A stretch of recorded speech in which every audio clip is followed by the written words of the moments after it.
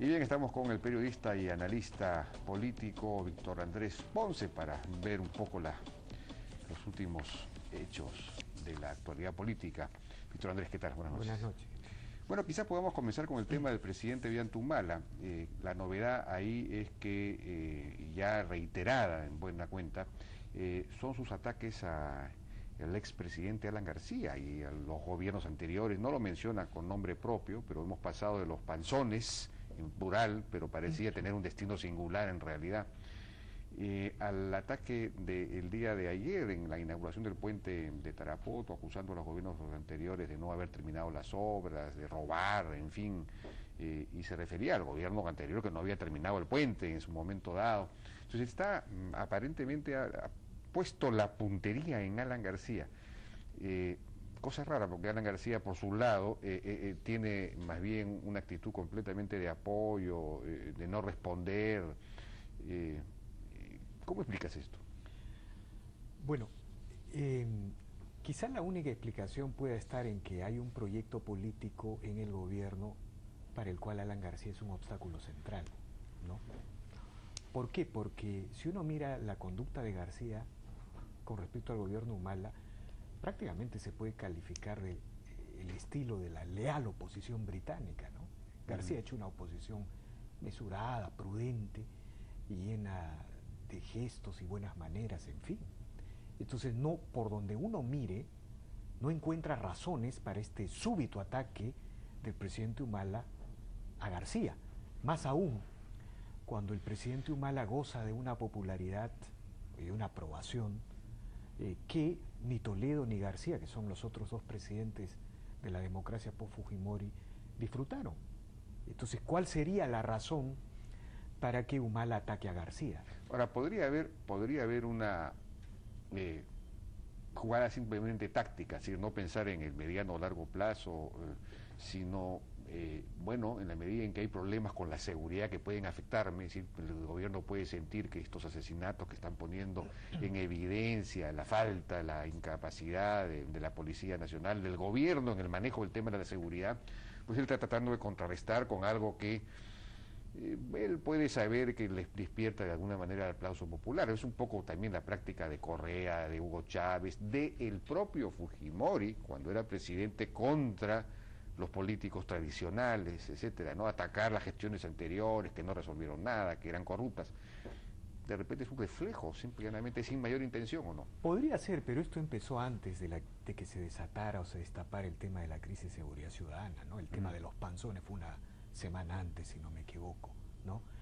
El problema, Jaime, es que el sistema político peruano es una tentación permanente para una visión autoritaria de la política, llamémoslo así, si es que uno goza de la popularidad o de la aprobación mayoritaria de la gente. Cuando tú tienes un presidente que tiene más de 50 puntos y tienes un Congreso que expresa el sistema político menos de 20 puntos, apenas araña los 18 puntos, tienes un poder judicial debajo de los 18 puntos e instituciones desacreditadas, ¿no? Y por otro lado, no tienes una oposición sólida, constituida, siempre va a existir la tentación autoritaria. Por eso el ataque del presidente Humala genera muchas preguntas, muchas interrogantes. ¿Por qué un presidente con tanta popularidad ataca a un líder o a un líder político que prácticamente no ha hecho oposición? Se ha pasado enviando halagos, galanterías a la señora Nadine Heredia cada vez que, digamos, los demás líderes políticos la atacaban. Entonces, esto da pues para reflexionar o recordar la estrategia toledista y la obsesión toledista con García, ¿no? ¿A qué voy? Mira, en el Perú, desde que cayó el Fujimorato, ¿no?, el Fujimorismo, a pesar de la izquierda o los traumas de la izquierda, ha ingresado al sistema político para quedarse, ¿no? Si tú miras el proceso democrático post-Fujimori, el Fujimorismo es un factor permanente. Por ejemplo, la elección de Toledo o del propio Humala el 2011 no se explicarían sin el antifujimorismo, ¿no es verdad? Claro.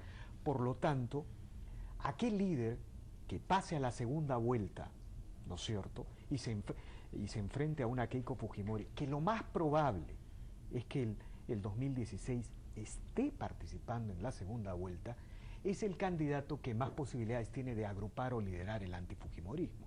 Entonces, eso es Toledo.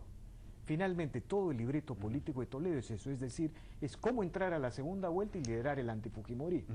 Entonces, para conseguir ese objetivo, esa bendición de los dioses con minúscula, ¿no? Toledo necesita eliminar a García, ¿no? Digamos, necesita demonizar a García, ¿no? Entonces la pregunta es, si el presidente Humala, estando en esta situación tan privilegiada, ha atacado a García, ¿no ha empezado a pensar de esa manera? ¿No hay un proyecto que estaría aliado con Toledo en esta estrategia? No aliado, pero digamos copiando el libreto. García como tal, como líder político, es en realidad el líder que puede aguarle la fiesta a Toledo o a cualquier salida autoritaria dentro del régimen. Imaginémonos veamos pues este escenario, ¿no? Es decir, lo que tú estás planteando, no entiendo bien, es que el presidente Ollanta Humala podría estar anidando alguna clase de proyecto autoritario, de continuismo, digamos, en el poder, sea a través de él, sea a través de Nadine Heredia, y para eso, ¿qué? Bueno, muchas cosas indican o señalan eso, ¿no? O sea, podrían indicar o señalar eso, ¿no? A mí me preocupa mucho, por ejemplo, que no haya habido un deslinde claro y preciso de la primera dama con respecto a la posibilidad de una continuidad política. No, al contrario, el propio presidente Humala dijo que esa ley se había dado con nombre propio, refiriéndose a la razón por la cual Fujimori la promovió, que era para impedir que Susana Higuchi fuera candidata a la presidencia, cuando estaba enfrentado a ella. Entonces, yo estoy muy preocupado por ese tema, ¿no? Porque si hubiera una candidatura de la señora Nadine Heredia, yo creo que la posibilidad de ir a un cuarto periodo democrático, ¿no? Estamos en 3 periodos democráticos. Vamos a un cuarto periodo democrático. Bueno, me hace recordar la República Aristocrática en los albores del siglo XX, pero con una diferencia, ¿no? El día de hoy la mayoría de los peruanos tiene propiedad y es ciudadano. En los albores del siglo XX solo muy pocos tenían propiedad y eran ciudadanos. Nunca estuvimos en un momento tan privilegiado de convertirnos en una nación democrática, en crecimiento sostenido. Un cuarto proceso electoral libre, democrático, prácticamente nos enrumbaría a un camino probablemente sin retorno. Pero ¿qué pasa? El sistema político está muy fracturado. Un presidente con más de 50 puntos, una ausencia de oposición, un Congreso y líderes políticos con aprobaciones limitadas. Bueno, ahí vienen pues los ayayeros históricos de siempre, que medran alrededor del poder. Cualquier consejo, ¿no? Que apunte en ese sentido podría tener viabilidad, más aún cuando la pareja presidencial no ha zanjado claramente y definitivamente de que no hay candidatura de Nadine Heredia. No. Entonces, viene el ataque a García, santo Dios. ¿Qué podemos pensar? A ver, siendo más benevolentes en la especulación, quizás el presidente Humala está pensando, o se ha dado cuenta, que la luna de miel prolongada que ha tenido durante estos 2 años ha terminado, ¿no? Ha terminado, o va a terminar. La gente, digamos, le ha dado a Humala una luna de miel larga, prolongada, porque valora el viraje, ¿no? Un presidente con un programa antimercado, antidemocrático, una historia, una tradición con un programa antimercado, antidemocrático, que llega al gobierno y respeta el mercado y la democracia. Bueno, la gente dice... Demuestra cierta identificación con nuestros programas sociales, está de alguna manera en el interior del país, viaja, la gente, digamos, de alguna manera la gente se identifica con su gestión, ¿no? Pero, ¿cómo conectaría esto con el tema de la revocación a Susana Villarán? Porque, digamos, desde el punto de vista de la gestión misma, digamos, si la decisión que vamos a tomar este 17 de marzo estuviera restringida al ámbito puramente municipal, local, entonces, no sé, hay muchos que podrían inclinarse por el no, en el sentido de que finalmente, y por eso es que ha venido creciendo el no en las encuestas, ¿no? Porque el mismo proceso de la revocación empieza a mostrar que sí hay algunos planes y proyectos interesantes de esta gestión. La reforma del transporte, que es algo que Castañeda no hubiese abordado o no lo hizo en todo caso en su momento, estos grandes megaproyectos de iniciativa privada, etcétera, que se van a construir. En fin, hay perspectivas interesantes, pero como es una elección en Lima metropolitana, y Lima es la tercera parte del Perú y además es la capital, entonces una elección en Lima tiene importancia nacional y tiene entonces también una dimensión política vinculada al 2016. En ese sentido, un triunfo de Susana Villarán en esta convocatoria, en esta revocación, ¿qué repercusiones tendría el 2016? Bueno, en el terreno de la especulación, ¿no? Digamos, en el terreno de la especulación, uno puede decir que en el otro lado está García, Castañeda y Fujimori, digamos, Keiko Fujimori. Por más que el fujimorismo no haya dicho o no haya manifestado su apoyo a la revocación de Susana Villarán, de alguna manera las bases del fujimorismo están a favor de la revocación de Susana Villarán, ¿no? Entonces, este es el espectro que a mi entender representa, digamos, García, Castañeda, el fujimorismo, son las fuerzas políticas que garantizan la pluralidad y la continuidad en el modelo democrático en que estamos embarcados, ¿no? ¿A qué voy? Y la economía de mercado. Y la economía de mercado. Bueno, ellos están en el otro lado, ¿no es cierto? Un triunfo de Susana Villarán, a mi entender, lo que podría significar en términos políticos, no me estoy refiriendo al análisis mismo de la revocación, sino a los efectos al margen de las voluntades que se producen, lo que podría significar es la consolidación de un polo de izquierda que fue desarmado, desestructurado cuando el presidente Humala decide virar hacia las posiciones de centro en defensa de la economía de mercado, en defensa en preservar la institucionalidad democrática. Digamos, significaría el reagrupamiento de este polo de izquierda, y solo habría que recordar que dentro del bloque municipal de gobierno están fuerzas como el señor Marco Arana, que es una fuerza nacional antiminera, que, por ejemplo, ha decidido postergar todas las acciones antimineras hasta después del 17. El señor Pedro Franklin estaba recientemente en Espinar, ¿no? Y bueno, se está calentando el panorama en Espinar, pero han decidido postergar todas las cosas hasta después del 17. Es decir, no se puede dar la imagen, desde un punto de vista de estos sectores, de que Lima no debe parar mientras ellos están parando las demás provincias del Perú. Pero hemos visto ahí esta movilización hacia las lagunas de Conga, que ha sido muchísimo menor de lo planteado. Ha habido 150 personas, pero de todos modos ahí hay unos tweets del propio Marco Arana que unifican el no a Conga con el no a la revocación, es decir, digamos, de alguna manera sellan esa alianza fundamental de la antiminería con Susana Villarán. ¿Cómo pueden, fíjate, estos dos tuits, a las inversiones tipo Comunicore que gustan a los revocadores, diles no? A las inversiones contaminantes como Yanacocha, dile no. Y así sucesiva. Lo que emparenta el no a la revocatoria en Lima con el no a Conga es el rechazo del abuso, etcétera, etcétera. Bueno, pues ahí están las cosas con más claridad, ¿no? Ahora, una cosa más, ¿no? O dos cosas más. El triunfo de Susana Villarán, digamos, y el reagrupamiento de un polo izquierda podría reavivar estas reflexiones autoritarias que hay en Palacio de Gobierno con respecto a una perpetuación en el poder, ¿no? Podría tener algún nivel de efecto, ¿no? En ese sentido. Pero Jaime, yo quiero, mira... Una cosa, Susana Villarán se presenta a sí misma como representante de una izquierda democrática y moderada, así es como se define. Se ha definido así en una entrevista reciente en IDL, por ejemplo, en la revista IDL.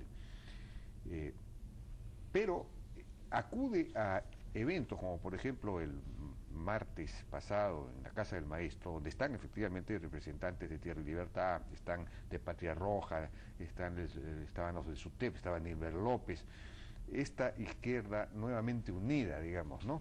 Y ella habla de la unidad de izquierda. y de las fuerzas progresistas que nuevamente han retomado, están gobernando Lima después de 30 años y que hay que conservar esa unidad. Entonces ella no advierte la contradicción entre su propia definición como moderada y democrática y estos aliados que tiene y respecto de los cuales quiere acentuar la unidad. Entonces hay algo que no se entiende, es algo que ella esté pensando en moderarlos a todos. No lo sé. Que es lo más complicado, ¿no? Porque quienes tienen las fuerzas sociales son esos movimientos, claro, no ella. Yo creo que la señora Susana Villarán es una personalidad.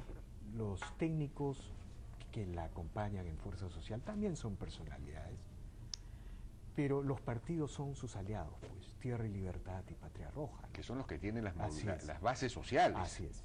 Digamos, en cualquier esquema político nacional post-revocatoria hay un bloque que está ahí presente, en la cual hay personalidades y partidos, ¿no? Y los partidos son los que, digamos, conducen, organizan, definen finalmente los procesos. Pero Jaime, yo quiero tocar un tema.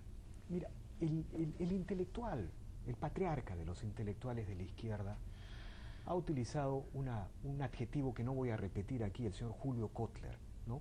Por respeto a la teleaudiencia, tratando de explicar los fenómenos de la revocación y la política. Un adjetivo muy duro, ¿no? Contra la revocación. No, o sea, él habló que la política se había bastardeado, voy a cambiar el adjetivo, pero utilizó una frase... Pero no, usan nomás el adjetivo, bueno, ¿no? él dijo que se ha emputecido la política en el Perú, ¿no? Entonces, yo quiero recordar, o sea, lo que habría que decirle al señor... Bueno, no le falta razón, esta revocación es una cosa pero penosa. Sí, pero Jaime... Los argumentos, los insultos... Pero, ¿cómo se genera la revocación, Jaime? Ese es el tema. Cuando la señora Susana Villarán llegó el primer año de gobierno, en vez de aplicar los principios de la democracia y de las sociedades democráticas, que es decir, inclusión, concertación y diálogo, lo que hizo es exclusión. Llegó y la señora Susana Villarán quiso borrar del mapa a la gestión de Luis Castañeda Locio. Paralizó los hospitales de Solidaridad, por ejemplo. Paralizó muchas... Bueno, hay 4 hospitales de solidaridad nuevos. Sí, pero ¿qué pasa? Y han introducido las medicinas genéricas en los hospitales. Todo eso han es mejorado el esquema de los hospitales. Todo eso puede ser verdad, Jaime, y probablemente es verdad, pero ¿qué pasa? Ella desató en el primer año de su gobierno una polarización de tanta intensidad, de tanta confrontación, que no ha podido manejarla hasta el día de hoy. Ella desató una polarización en la que cualquier otro argumento en la ciudad no pasa, no llega, no se comunica. Y lo que pasa, el Cristo de Alan García, una locura, pero que se enfrentó a todo el mundo. La política, la política no se emputeció porque alguien quiso conspirar contra ella. Ella generó un escenario, prácticamente una ley física. Se enfrentó a la gestión más popular de la historia de Lima, más popular, ¿no es cierto? A la gestión más popular de la historia de Lima, y bueno, desató una polarización que ha terminado envolviéndola. Por eso estamos viviendo esto. Yo quisiera decirle a la izquierda que la política, o sea, la izquierda ha convertido la política en un gran tribunal, ¿no es cierto? El antifujimorismo ha llevado a judicializar la relación con el fujimorismo desde el punto de vista de la izquierda, ¿no? El antiaprismo ha llevado a judicializar la relación con el aprismo desde el punto de vista de la izquierda. ¿Cómo es eso? No entiendo. Bueno, las persecuciones en el Congreso, bueno. las megacomisiones y todo este tipo, en la cual los políticos se convierten en fiscales, en contralores, en policías. El político no reemplaza a un fiscal, no reemplaza a un contralor, no reemplaza a un procurador. El político lo que construye son pactos, espacios de gobernabilidad. Claro. Entonces, cuando a la izquierda le devuelven el vuelto, claro, además liderado por políticos de segundo nivel, no han sido. Esta revocatoria ha sido como una especie de ensayo, ¿no? De un ensayo parcial. Bueno, se habla en estos términos. Yo creo que para desemputecer la política, voy a usar entre comillas una frase, a partir de ahora tenemos que sacarle las conclusiones de esta revocatoria. Nunca más los políticos deben pensar en que llegan a un puesto para refundar una república. El señor Humala lo quiso hacer, ¿no? Lo quiso hacer, cambió, felizmente para bien de los latinoamericanos y de Perú. Pero cuando uno llega a una gestión como la de Lima, debe entender que detrás estaba Castañeda, detrás Andrade y todo. En fin. Ella planteaba pues el Lima para todos como un eslogan, como una frase, sin haberse dado cuenta que eso es lo que había hecho Castañeda con las escaleras, con los hospitales de la solidaridad, con los parques zonales convertidos en clubes. Había convertido en Lima en una Lima para todos. Digamos, había hecho una gestión muy inclusiva, ¿no? Por eso sus altísimos niveles de popularidad. Ella, digamos, gobernada por la ideología, quiso postular sin ver que eso ya estaba ocurriendo. Bueno, ya nos ha ganado el tiempo, Víctor Andrés. Muchísimas gracias por tu participación en la hora N. Vamos a ver pues qué pasa. Ya no falta mucho en realidad.